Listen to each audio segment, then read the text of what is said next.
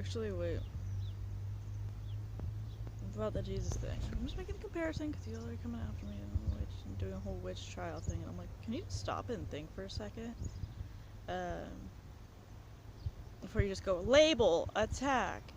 Yeah, this is kind of what's been happening for the past 3 years for me is that you guys are like, drag the cross, bitch.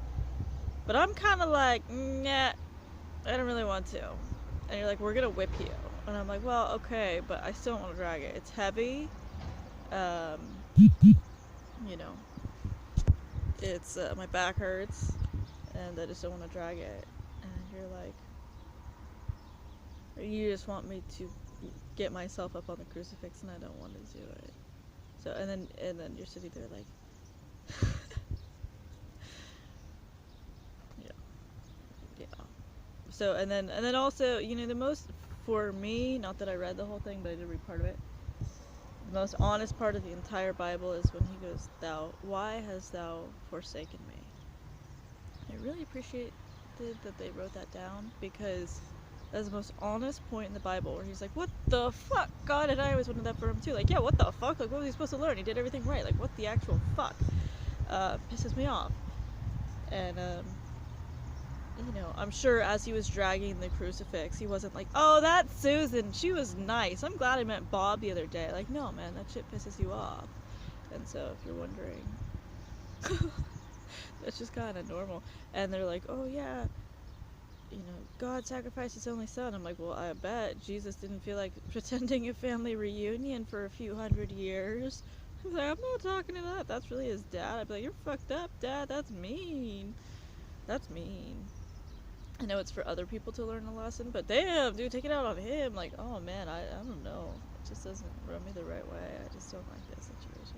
So anyway, that's the analogy, not to be taken literally, but just since this has become I guess, Christian free-for-all, once again, against the witches. And then you act like we're coming after you. I'm like, I'm sorry, what? Was there ever a time in history where the witches burned Christians en masse? I don't think so. I'm pretty sure that was you guys doing that to us, so can you stop? Not everyone, and it's not like we're all devil worshippers. Some of them are. But, you know, that's a lot more Illuminati shit. You don't be mad at anyone. They blatantly worship Satan. That's the whole deal. Be mad at the Illuminati. You have like another 40% of the world to worry about.